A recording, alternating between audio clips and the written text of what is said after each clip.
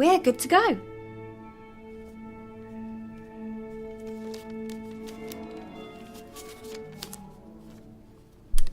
Good morning, everyone.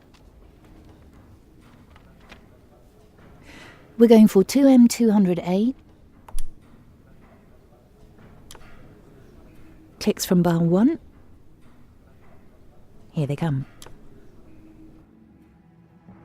The Portfolio Composer, Episode 200. You're listening to the Portfolio Composer podcast with your host and coach Garrett Hope, where he teaches you what it takes to master the business end of writing music through mindset, marketing, and business skills. Make sure to sign up for the newsletter at theportfoliocomposer.com for exclusive offers, business insights, and information not shared on the podcast. And now, for this episode of the Portfolio Composer. But I realized my decision-making process was speeding up. Sure. And I began to trust my instincts a lot more. And then hearing the results live and realizing, wow, I didn't have to question every single note I put on the page like I have previously. The results are actually, I'm still happy with them. So I think that was the biggest thing for me to take away, was simply, if I want to make this work, I need to actually not care so deeply about making sure it's at the exact right pitch. Have I thought about it from 10 different angles and all that? This episode is brought to you by Dorico, the music notation software from Steinberg. Just released, Dorico Pro 2 is a major new version, including features for musicians working in film and TV music and in jazz, rock, and pop. Steinberg have also released Dorico Elements, a new entry-level application that packs all of the essential power of Dorico Pro into a simple, streamlined package that is ideal for those getting started. Find out more later in the show. Welcome to episode 200 of the Portfolio Composer podcast. I am your host, your coach, your teacher, Garrett Hope, and it is with complete joy that I share this podcast with you. This recording that you're about to hear was from a live event held in Chicago on November 10th that featured Stacy Garrop as the composer and her music with live performances by Michael Hall, Yasqua Ora, and the Gaudete Brass Quintet. It was an incredible time, and it was full of joy and celebration, and I think you're going to get a lot out of this interview.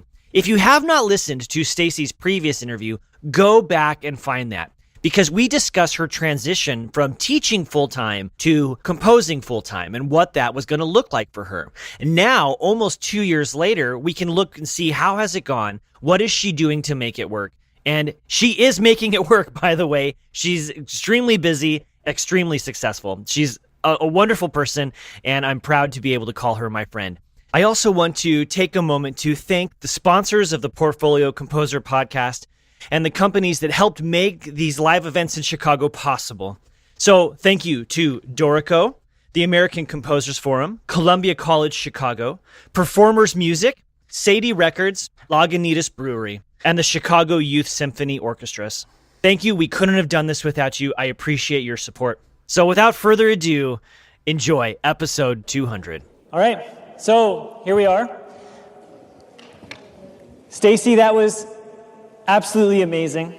That was fun. Yeah, thank you. Michael and Yasqua.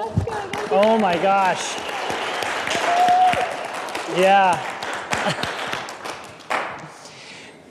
So you've been on the podcast before, and the last time we spoke was the end of August of 2016.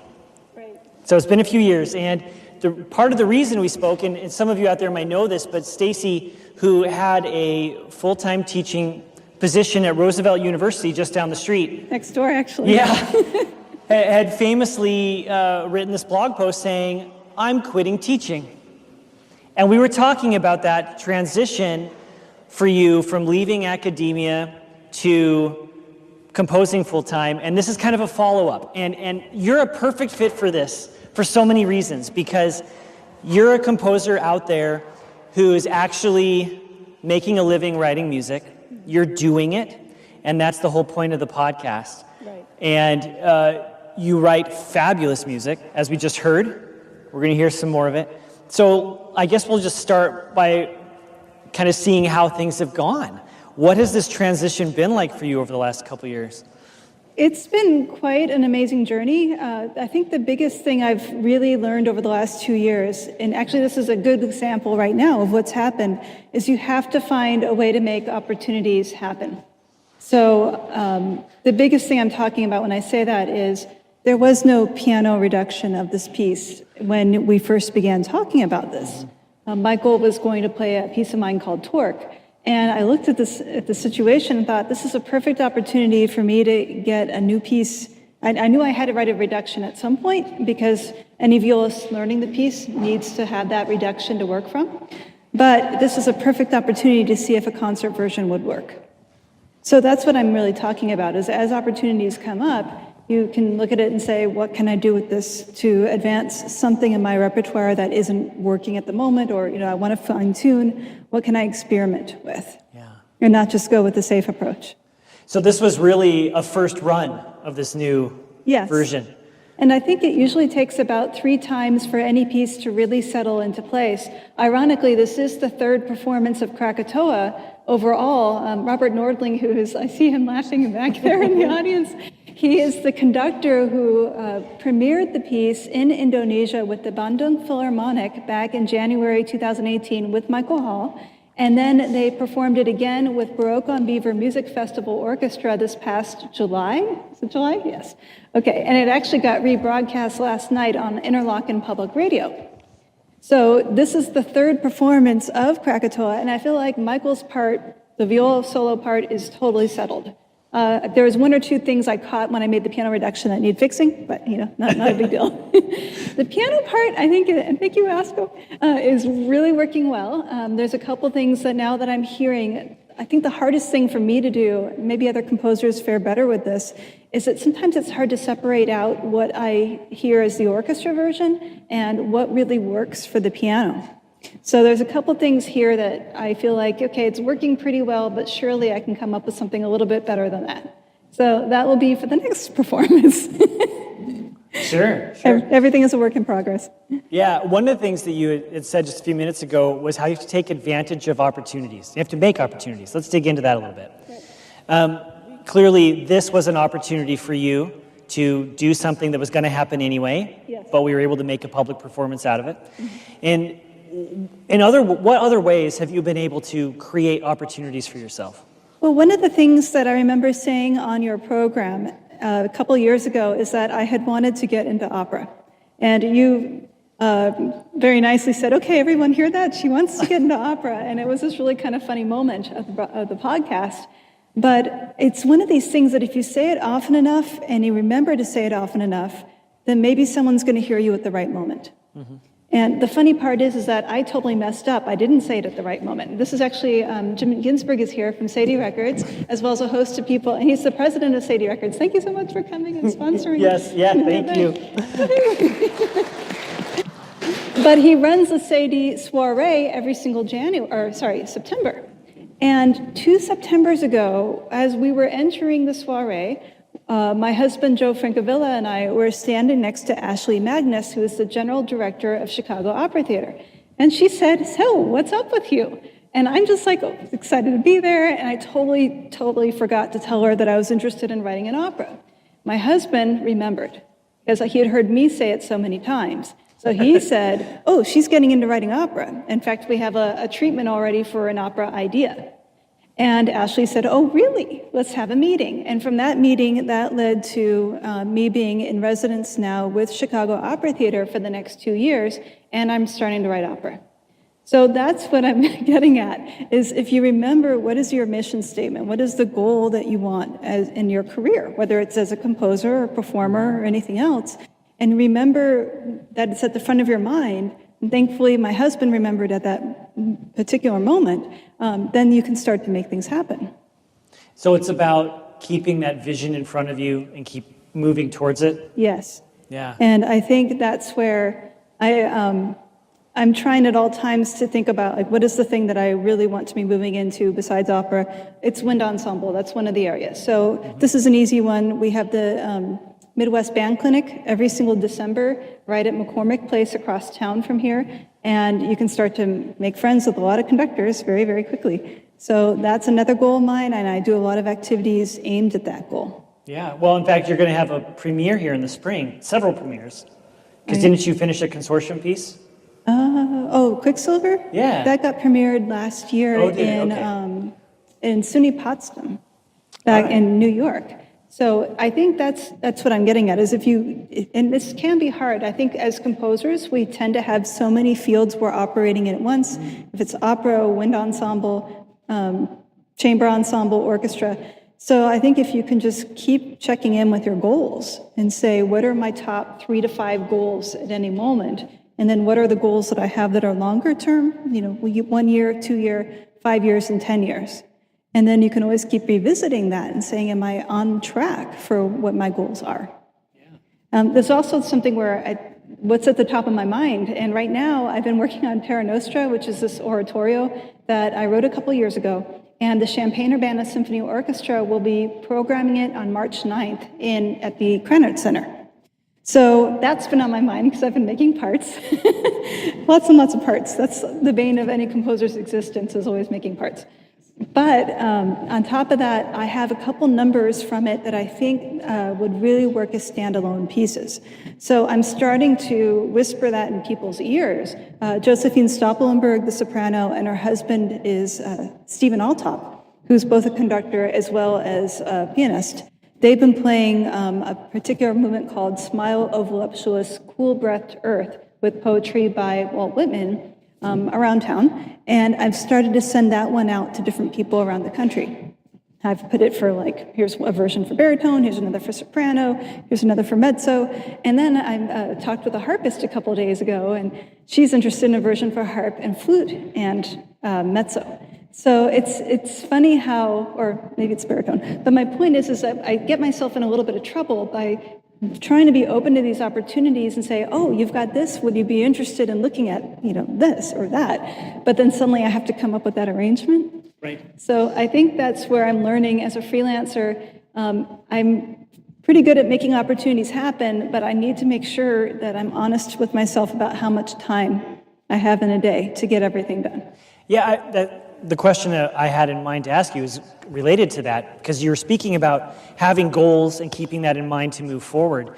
But sometimes we have to change our goal. We have to shift our aim because experience or something else happens. Yeah. So in what have you done, and in what ways have you had to realign your aims? Well, I think one of the hardest things is realizing that I'm not going to be able to work on everything in maybe the order that I want to. For instance, Krakatoa got written at least 10 or 12 months before it premiered. And there would be, I think Michael and I met in January, February the year before, and I'd actually written out a whole sketch, more or less. But I had other projects that were due, and that had to literally be set aside for at least 4 or 5 months before I could look at it again. And from having to do that over and over again lately, something else will come up and it just is urgent and it has to get done. If it's an education program for a school or whatever, that I have to keep good enough notes that when I return to a piece, I don't spend forever trying to get back into that mind frame of what was I doing with that piece. So I think that's one of the things I'm learning, is how to move faster through the decision-making process of being a composer, of all the decisions we make in a piece. So when I get to that final phase, where I have to put something down, I will leave myself detailed notes, and I can really quickly get back into that mind frame. And are you really only working on one piece at a time, or are you doing these notes so that you can bounce between projects? I don't like to compose 2 things at once. I think there are people out there that can do that. I'm not really one of them. I feel like each piece has its own universe, so it's easier for me if I just inhabit that universe. But I have it kind of rigged in a way right now where I'm composing one piece and arranging another piece or 2 at the same time. So right now I have a piece called Yarba Mara Yarba, which is for Chanticleer commissioned it, and they're touring with it right now. But a saxophone friend of mine asked if I could make an arrangement of it for a saxophone octet, which is 2 saxophone quartets. So that's what I've been working on for the last 3 days. Okay, but the heavy lifting, compositional stuff has already been done. That part, the Yarba Mara Yarba part, that got written about 4 years ago. Sure. So it's easier to take something that's pre-existing and just make an arrangement on the side while composing something in real time. So right now I'm actually working on a choir piece for a group called Chromatica. They're in California, and they're going to premiere the piece in, I think it's like late April. So I'm working on that, and I'll get it done on schedule, but I find my brain can at least, it's fun to bounce it off something else that doesn't take as much thought. And then I come back and look at the piece I'm actually working on with a little bit more fresh eyes, but I'm not completely out of the mode of that piece either. Makes sense. I found for myself as a composer, because I have different, pieces are in different stages. I like to think of it as a pipeline. Yeah. So there's the pieces that are finished and I'm working to promote, the pieces I'm currently writing, or piece, and then pieces that are waiting to come. And I can really only work at one at a time like you. But I know that this next one's happening, and it kind of percolates in the back of my mind. Yeah. And I find that once I finish this project or get to a point where I'm extracting parts and it's not a lot of Right. heavy compositional thought, that a lot of the problems have been solved subconsciously for me for the next piece. Do you find that for You're you lucky. too? No, that doesn't work for me at all. But what I do is I ride the train a lot. So if I'm working on like this poetry for this choir piece, I'll read the poetry over and over again. And lately, my librettist and I have been working on our first libretto, which will premiere this April. And I'm reading over the text a lot on the train and thinking about how would this be sung and what would I do with that. So I try to make my train time really useful instead of just scanning the news and all that. I'm trying to make it useful for that. But I agree with you. Once I hit the parts phase of any piece, then I can start working on the next piece right away. And what we mean by parts is everybody, like you're going to see a wind quintet up here next, and everybody has a full score and then their own separate part that they're playing from. So everybody needs that part. And so that is the part that, as a composer, takes us a long time to do. And it's often quite tedious because you have to make sure every little mark is in the right place, and then it has to fit properly on the page, and page turns are always an issue. Yeah, I'm very hopeful that Dorico is solving a lot of those problems.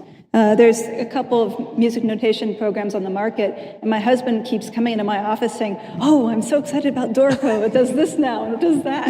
You haven't tried it yet? Well, I'm haven't, sold. but- I'm in. Are you? Oh yeah, 100%. The problem is that I don't know when to switch. Like, I'm sure there's going to be a little bit of a learning curve to get Dorico down, and I just don't have the time right now to devote to that. I hear you. Yeah, but I made the switch, and the music looks beautiful.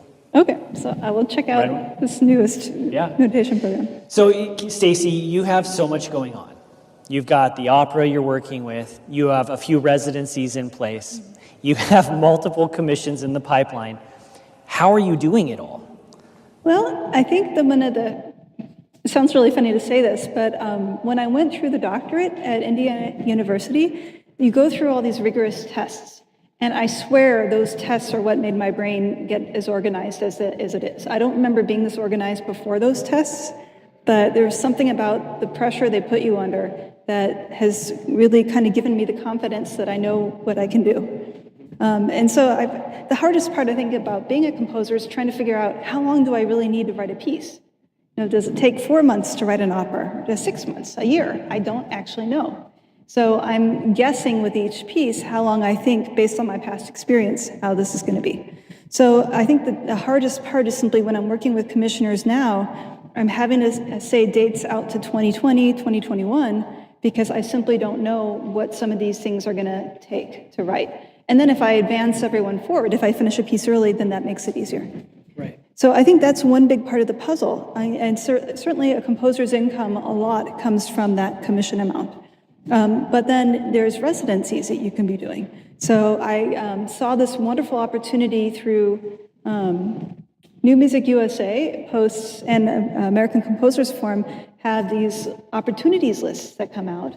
And there was one that talked about these the Music Alive project that I'm involved with, in which 5 composers and 5 orchestras were chosen from around the country to be in residence for 3 years.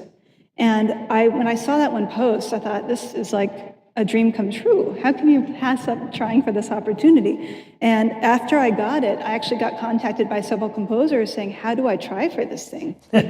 And I think part of it is just knowing where are the lists to look for these opportunities, making sure you study those lists every single month so that you're aware of what those opportunities are, and then asking yourself, do I know anybody that would fit this particular opportunity? You basically had 5 weeks from the moment that Music Alive project posted to when you had to apply. So in those 5 weeks, you had to find an orchestra, put together a whole proposal saying what you would do with the 3 years, and put all the supporting work online. And so I called up Stephen Altop, who I've known for a very long time, and said, hey, what do you think? And he said, great, let's try for it. And that's how that came about. So I think my biggest piece of advice is make sure that you know where those opportunity postings are. And with everything that you have, looking at the network of people that you know, what can you do to make something happen? Yeah, I want to point out that you couldn't have done this if you hadn't had relationships Yes. in place. And a lot of composers and performers, all creative types, just want to move forward to the next project. But we have to do it with people that we in our network. Right, and the funny part is I've actually tried to figure out when exactly Stephen Altop and I met, and I can't figure it out. I have emails dating back into like 2011, 2003, so I'm not really sure what moment in time we met, but I've known him for so long that when I saw that opportunity, I immediately thought of him. And that's, so everything really does come down to relationships. And I think that's also something that allowed me to jump to freelance. If you had asked me before, even the year before I quit Roosevelt, was I ready to do it? I probably would have said, no, are you kidding? I don't think I know enough people. I don't know how to do this. But once I quit, and I just kind of sent out a whole round of emails to people saying, okay, now's the time. I'm finally going to have time to compose. Do you want to do something together?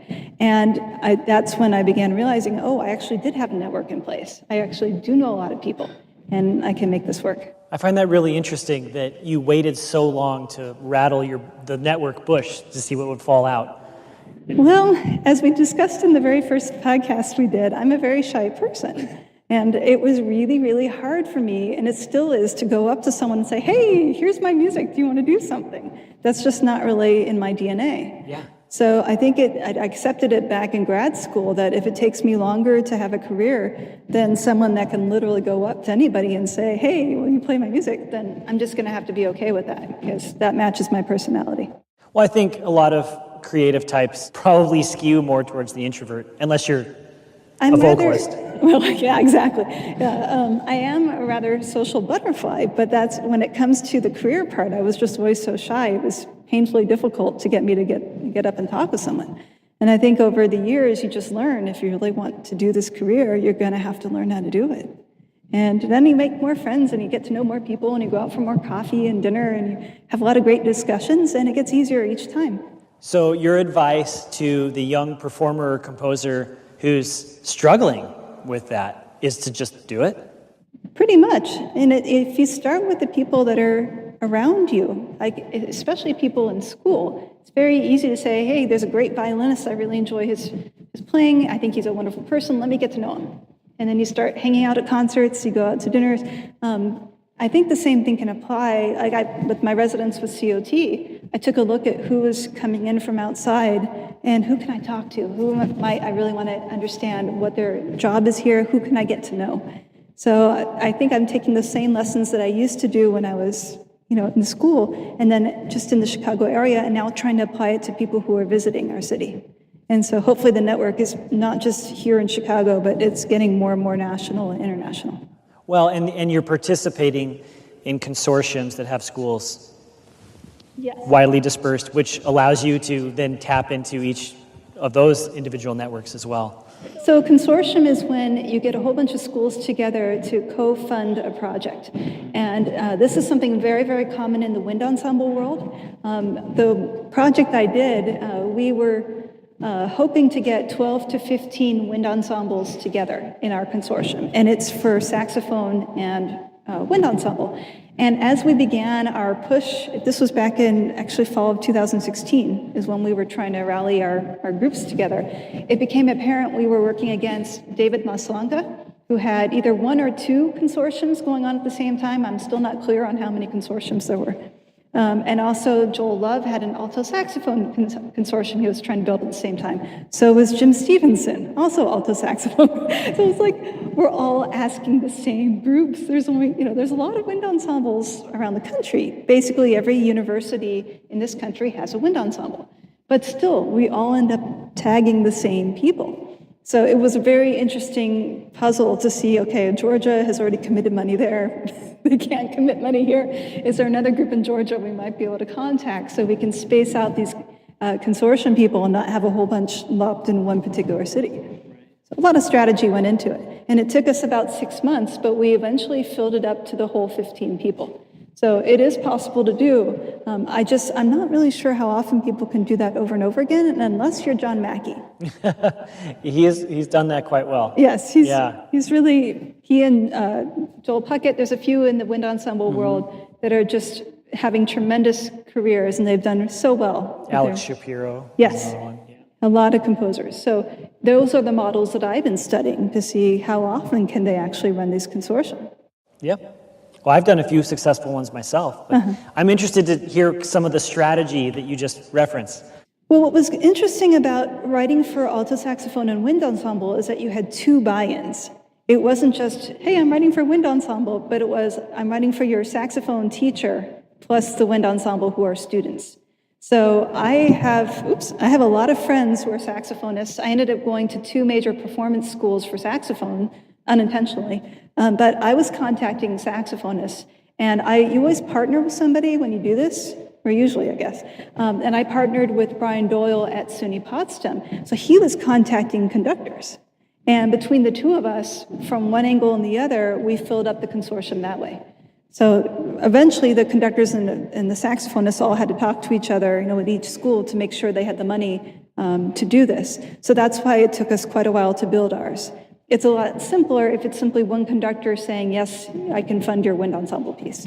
Yeah, but that's few and far between, Right. because a commission can be many thousands of dollars. Right. So it's much easier if the buy-in for many people is just a few hundred. Right. So it just depends on the length of the piece. And actually, I had a saxophone friend bawl me out. The minute I actually we began sending out invites to join our consortium, and I listed the duration as 20 to 25 minutes. And he called me up and started yelling at me.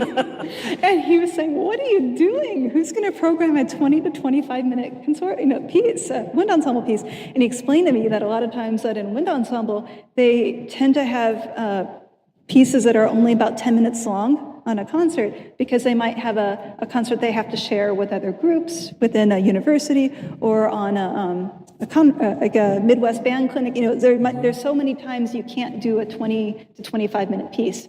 And so I actually called up Brian Doyle saying, oh my gosh, have I made a mistake? He said, calm down, just go with your gut, do what you want. And the piece is actually 24 minutes. But so far it's been played by about half the consortium. And they all seem very happy with it. No one's complained yet. No one's programmed only one movement. They've done the whole thing. That's great. Yeah, I'm looking forward to seeing it in Nebraska in the spring. Yes, it's called Quicksilver. So it's about the Roman god Mercury. I finally got away from Greek mythology, just barely, like going over to Roman mythology. But the idea that he's a god who's being born. And actually, we're going to hear a movement next in the program for the brass quintet that's based on the same character. This episode is sponsored by Dorico, the future of scoring. And we want to feature real Dorico users so you can know that real composers out in the world today are using Dorico to make their careers happen. My name's Dan Kreider.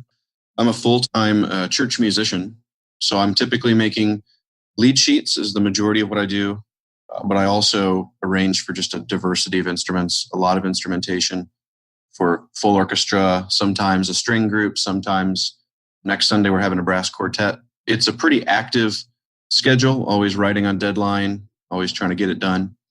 Most people have something that they're using, and unless they're really fed up with it, they have a workflow. They're accustomed to it, and they like what they know. And in some cases, they perhaps don't realize what something could be.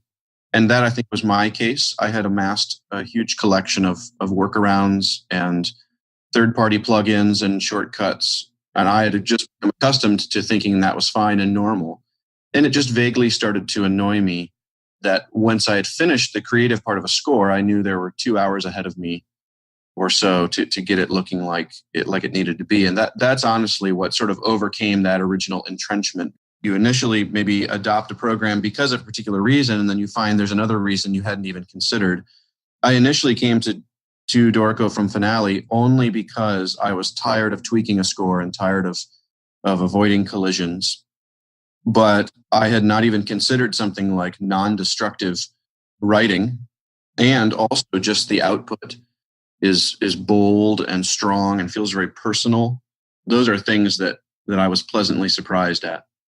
What I love most about it is that scores look beautiful right out of the box. Honestly, that is what I love the most. I can open up the score, I can start entering the notes, I can switch over to engrave mode to check it. I may bump one or two little things and it's done. I never have to settle for ugly scores again on short notice.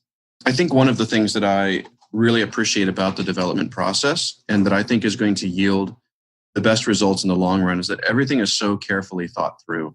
In another 6 months to a year, the number of things that Dorico won't do natively is going to be a fraction of what people are going to require of it. There's really no question that I'd recommend it. In fact, I do, and my colleagues give me a kind of a hard time about it, jokingly, because I'm a little bit of an evangelist. I have started offering private tutoring. That's a real interest of mine in helping users, ask questions and evaluate their own workflow and see, okay, there are some other ways that I could really trim down my time and get to the real business, which is making music. The kind folks at Dorico have set up a special web page so you can go and download a free 30-day trial copy of Dorico. So go and do that. have been using the program and I'm absolutely in love with it. Go to dorico.com/TPC. So we've been talking about making opportunities and tapping into your resources like your network. Yes. Tell us the story about how Krakatoa came to be, since we just listened to that. Well, I think as part of the looking at all your opportunities, it's good to have on your radar things that happen every year.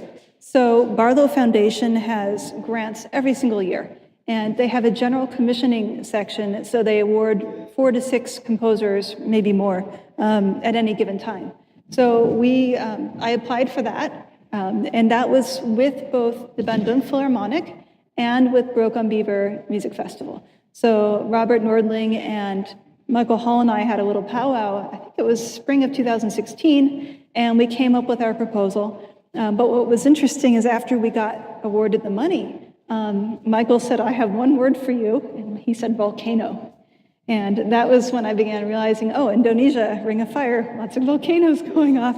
So that's where I came up with the idea of Krakatoa. I chose Krakatoa partially because it had been dormant for so long, not realizing it was about to start exploding again, and it's been erupting, I think Michael said it's been erupting like 3 times already this year. Luckily, it's in an isolated area, so nobody's getting hurt or anything like that. But it really was quite a spectacular volcano when it exploded. So let's back up one more step, because when did you meet Michael? When did you meet Robert? How did those relationships develop? Well, Michael, he's here in the audience. I'm looking at him. When did we actually meet? I know you emailed me. Was it 2015? No, before that, we were talking about touring. So 2014? 13. Okay. So he actually wrote to me an email, and I had this piece called Torque on my website listed as not being able to be performed at the current time. And he contacted me and said, well, is it ready? Can someone have it? And that's the kick I needed to actually finish the revisions. It had been sitting around for about 8 years in some halfway state of being revised. So it was at a concert of Torque at Roosevelt University where afterwards we just began talking about what would we do if we did a concerto. And from there, he introduced me to Robert, and that's where we all had breakfast together at Corner Bakery, a couple blocks away from here, and came up with this proposal, and it went on from there. And as we got the funding and the piece began developing, I would meet with Michael and or Robert occasionally for coffee, and we'd look over the sketches thus far, and they would give me input so I could keep shaping it and hopefully getting rid of a lot of problems before they ever occurred. Yeah, that's great. But it was a multi-year process then. Yeah, I think from the start to the time that it actually premiered was about 18 months, maybe 17 or 18 months. So that's pretty quick from my understanding. From a lot of other pieces, it could be years in development. Right.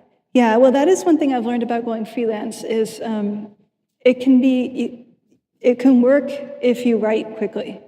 And this is something I've been trying to talk a lot with composers about. Like, I think a lot of us that go through the university system as composers tend to question a lot of what we put on the page. And that ends up maybe slowing down somebody's process. And for years, I remember my process being much slower. And then I had to write that oratorio Terra Nostra. It's about 73 minutes of music, and I had 8 months to do it in. And my thought was, oh my gosh, how am I going to do this? I've never written this many, and it's for 4 soloists, children's choir, adult choir, and chamber orchestra. And how am I going to pull this off? And the first part 1 was like 20 minutes, and I was painfully slow with all the decision making. But by the time I got to parts 2 and 3, and I wrote those pretty much at the same time, because by then I understood all my themes and everything. But I realized my decision making process was speeding up. Sure. And I began to trust my instincts a lot more. And then hearing the results live and realizing, wow, I didn't have to question every single note I put on the page like I have previously. The results are actually, I'm still happy with them. So I think that was the biggest thing for me to take away, was simply, if I want to make this work, I need to actually not care so deeply about making sure it's at the exact right pitch. Have I thought about it from 10 different angles and all that? So I'm not really sure why this happens in academia, but I witnessed it myself. I was a product of that. A lot of my students at Roosevelt were experiencing the same thing. On the podcast, I have the opportunity to interview lots of media composers, film composers, game composers, and the Hollywood standard is about 6 finished minutes a day. Right. That's written, orchestrated, produced. Right. Yeah. And to ask that of a traditional concert composer. It's just not the way we do it. You don't do that. But I do, once I get into the mode of writing a piece, I do have the 1 minute a day challenge, which seems so piddly when you talk about the 6 minutes. But my idea is that I have to write a minute of music a day. And I do that for 7 days. And if you do this religiously, you're going to have 7 minutes of music by the end of 7 days. Is it any good? Maybe not. But you've started learning, if you're writing for piano trio, let's say. By the end of day 5, you have a pretty darn good idea what things you're liking that you're writing for piano trio and what things you don't. So I think it's really beneficial to push yourself like that, to say, okay, what can I do that's going to work? And then you can start to move in that direction and let the other stuff go away. And it also builds a sense of trust with yourself, and knowing that what you put down, sometimes you can start to trust your skills better.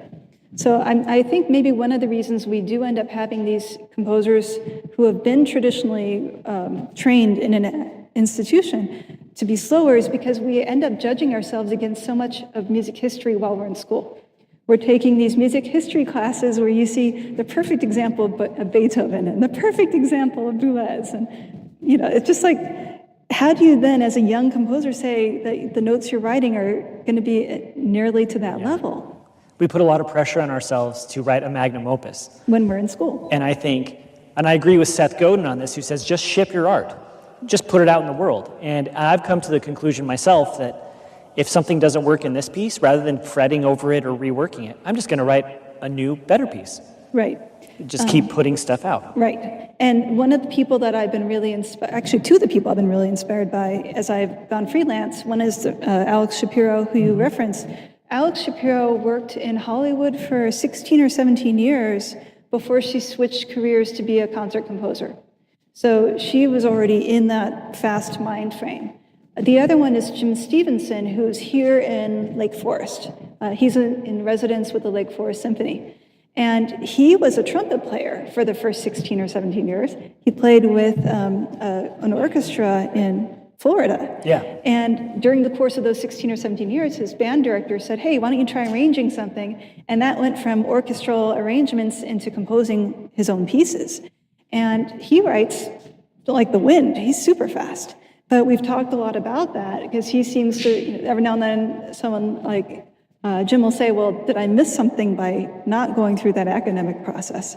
But I think the truth of the matter is to be a composer, we need to study a lot of scores.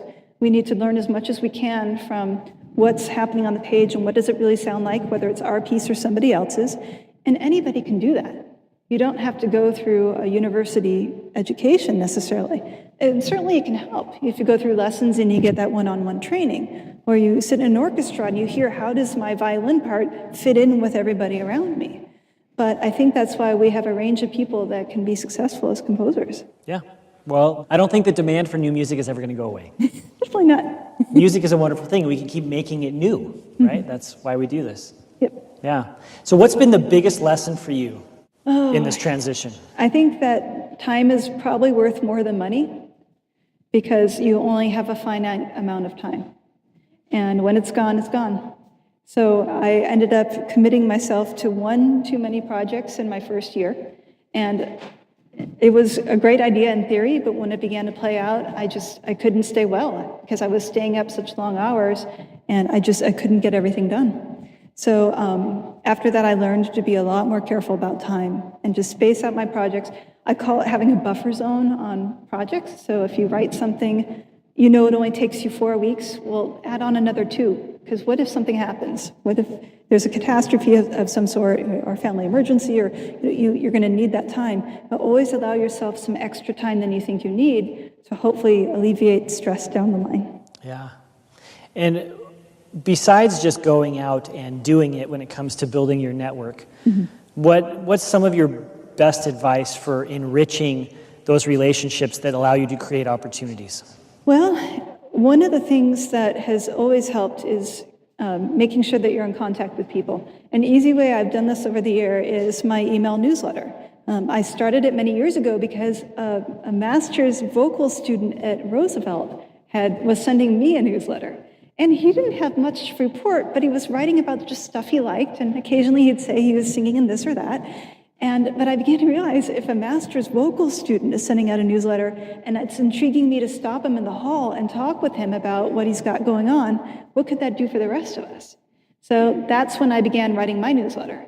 And it goes out once a month, sometimes during the summer, it's every 2 months. But then a lot of times people will come up to me at a concert and then they'll say, I don't have to start the conversation anymore. They'll say, hey, I'm doing this and this. They'll say, hey, you've got this going on, can we talk about it? And then I am able to turn the conversation around pretty quickly to what they're doing. Yeah. So it's become, for someone like me who's very shy, it's been a very great tool to break the ice. And I think, too, a lot of times people will get my newsletter and they'll send me back an email and say, hey, that looks interesting. And then I can write back to them and say, how you doing? But I think that what I'm trying to get at is we need to stay in the minds of people. Just like I was talking about earlier with if I really want to be in opera, I have to be able to remember to say that at all these particular moments. It's the same with the newsletter. If our name comes up on people's screens once a month, even if they don't open that email, they remember you're out there. So I know I don't get 100% hits on people actually opening my email. I would never expect that. But I know that my name is coming up once a month. Yeah. So I think that's important. I think anytime that you work with performers, it's always good to thank them afterward. I'm a big fan of handing out chocolate. I'm sure all the performers in this room. Yes, we all got chocolate today. It's also good to pick people out for beer, pizza, anything can do the trick. But you want to let people know how much you appreciate their time. And then that allows you too to, when you write a thank you note, to talk about, thank you so much. If you ever want to collaborate again, let's get together and have coffee and talk. So there's, I think, just finding ways to figure out what's important to the people that you are working with. What kind of projects are they interested in? And seeing, is this something that I might be able to do with them? So really just trying to stay focused at all times on what are your main goals, and then listening to what's happening around you and what is interesting to other people, and seeing if you can meet somewhere. That's lovely advice. Great. So I want to ask you one more question, and then I'm going to open the mic up to anyone else if you have a question for Stacy. So please be thinking of one or two. But we're about to hear Legends of Olympus with the Gaudete Brass Quintet. Is there anything you wanted to share with us about the development of that piece? This one was a little nuts. So we started, I think it was in 2011. Yeah, so Scott Teggy, who also is from Roosevelt, another connection right there because we were all at Roosevelt at the same time. he wanted to, he asked if I would write a short piece for, it was an album? I can't remember if it was Chicago Moves. So it was the first recording you guys did with Sadie Records. Yeah, there it is. Jim's pointing to the picture on the back. It's on the back of your program, right here. Yeah. So they commissioned me to write Helios, and afterwards, I don't remember how this exactly came up, but we began talking about, wouldn't it be fun if I wrote more movements about different gods and goddesses from Greek mythology, because I seem to be on a very long Greek mythology kick for about 10 years. And what we ended up doing, I thought was a really clever idea. Scott and I came up with a list of 10 different gods and goddesses that I would be happy to write movements about.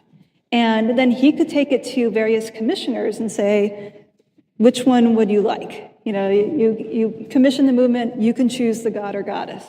What was interesting about that approach is nobody chose the dark gods or the unhappy gods. Everyone chose really happy gods and goddesses. So I arranged them so that the movements actually spelled ha-ha. If you look at it, I think we've got Helios and then Aphrodite and then Hermes and then Apollo. So I thought that was kind of cute. But then at the premiere, so now we're up to 2016, the whole thing premiered in Gons Hall next door. One of the commissioners of one of those movements was in the audience. That was Dana Hoffer. And we all went out for beer and pizza afterwards. And we began talking about how it didn't quite feel complete, that maybe there needed to be an extra movement added on. And Paul, I think you were the one that came up with the idea of Dionysus, and maybe because we were drinking beer. But he is the god of wine, to be fair, not beer. However, it really just literally we sat there in Exchequer and we came up with the whole structure and idea of the piece right then and there. And Dana said, yes, he'll commission it. It was as simple as that. And wow. A couple months later, I went and saw Hamilton, and that night, for some reason, I just couldn't sleep. I was very excited about Hamilton, and I went home and wrote the movement. So it got to be a little bit of a late night. That's okay. So can we credit Lin-Manuel Miranda for... Just a teeny bit. But it really was one of these things where, and I know my publisher was like, what are you doing to us? Because one part was published and then 3 more were published, but now the last movement can't be published yet. And so it's been a bit of a mess. But we're almost through all that. And I think you have rights through December on performing and then another 6 or 9 months on recording. So it's actually all worked out okay. But I think we're done, right? We're not going to add on any more movements. So the only thing it blew was the ha-ha, because now it's ha-ha-D. So that kind of blew that little part for my inside joke for myself. But the rest of it feels like sometimes pieces really develop that way. Yeah. You start talking, and then you see, well, okay, this feels right, it doesn't feel right, what can we do to do it? And it does feel like Dionysus is exactly the right ending. The one challenge that it did bring up, though, is that, as you know, with the brass quintet, they have this instrument, a lot of pressure on their lips for a good long while, and it can really wear them out. So as we added more and more movements, that became a big issue. So you'll notice with Dionysus, people actually get breaks in the movement, so they have a chance to rest. And also we added the little speeches in between the movements so that everybody has a chance to have more than just 1 or 2 seconds of a break.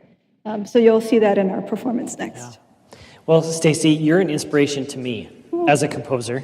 Well, and I have to thank you, Garrett. One of the things I did as I was about to go freelance is I went through a whole bunch of your podcasts. And I listened to a whole bunch of people talk about how they do what they do, and it was really inspiring for me. So thank you so much. Oh, my pleasure. I do this for composers.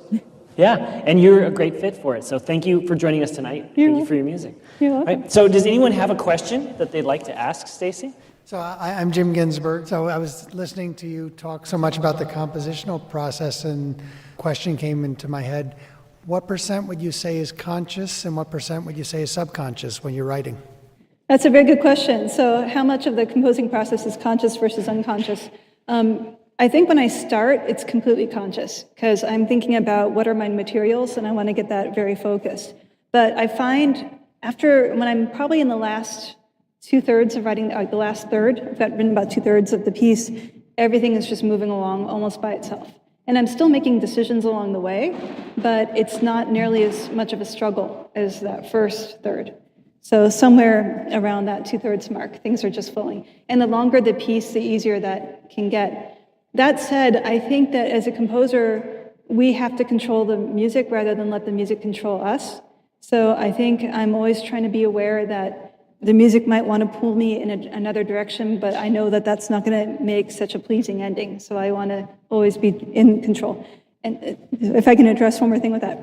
I think then what makes my music what it is because I'm a very formal composer. I always have the form on a graph. And at all times when I'm composing, I know exactly what that piece has to do. So with Krakatoa, it was probably clear to you guys that there was like rumbling at the beginning of the movement. So that's when the volcano was maybe about to explode. And then you get to that really loud second movement where the eruptions are going on. And then the third movement was nice and calm where you're into the dormant phase. And on my graph, it was just, pretty much straight up, long line, straight down, and then a long push, and then a little bit of a rise and fall. That was the graph, for the whole time that I wrote the piece. And then all I had to do was play that out. So I think it's a mixture of both.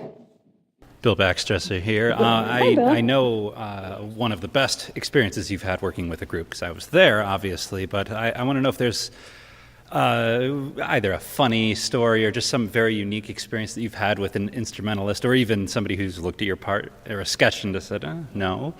And second part, I'd love to know what, like, the greatest experience and the best collaboration that where you felt that your message that you were writing was communicated the best to the audience, in maybe just on the first attempt or just in general, what the most fulfilling moment has been. Sure. Thank you, Bill. So the first question is about when I've done something that really doesn't work and people have called me on it. For that, I'll mention my Chanticleer moment.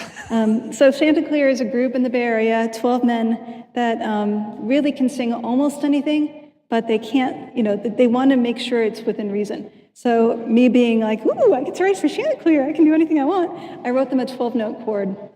And they called me up on the phone and said, what are you doing? What is the justification for what's on that score? And I couldn't come up with it. I was just like, because you're Chanticleer. Nope, not good enough. So that was the moment I learned that at all times, like I know I'm rather practical as a composer, and I think that really has helped. So if possible, it's always good to make sure you understand who you're writing for, what they can do.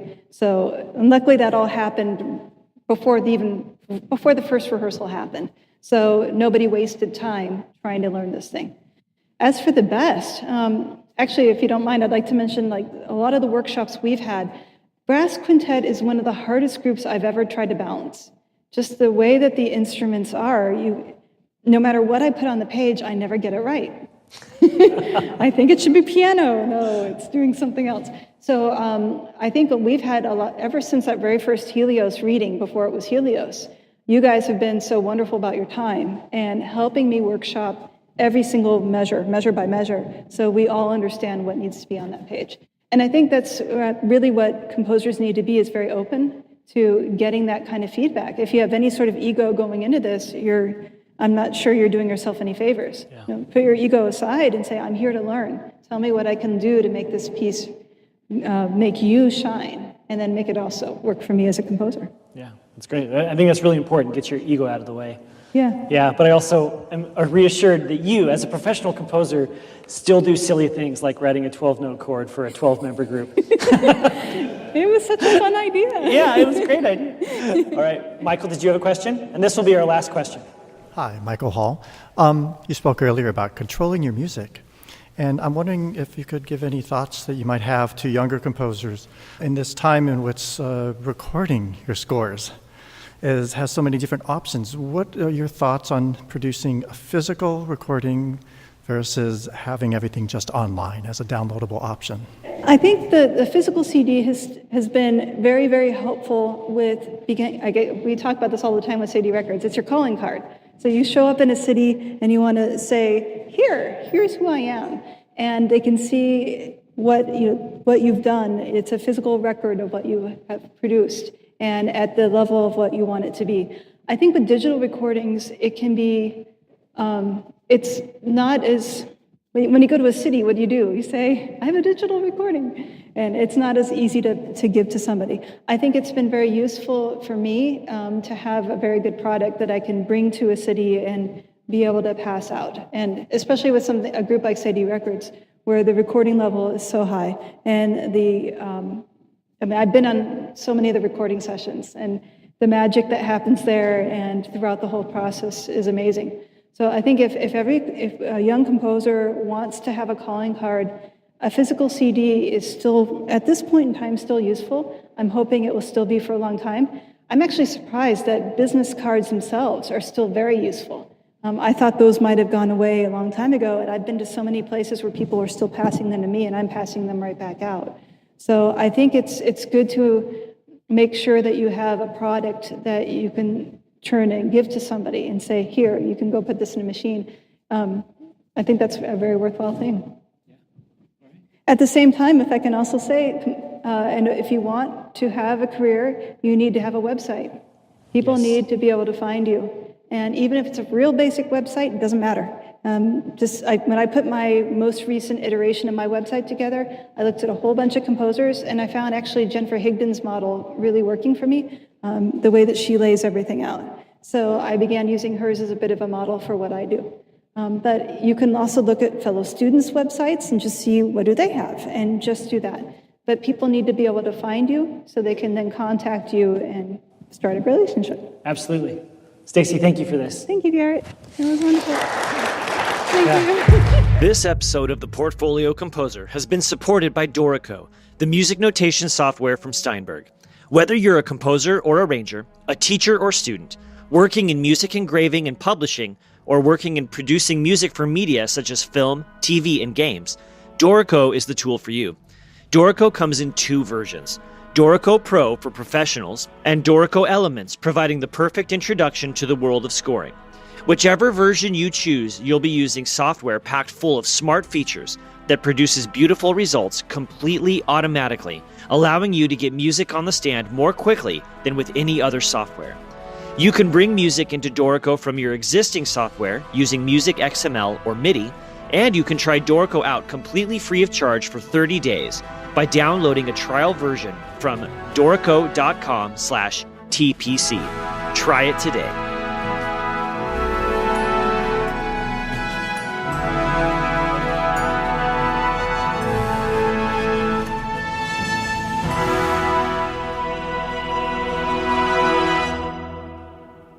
Thanks, everybody. Lovely.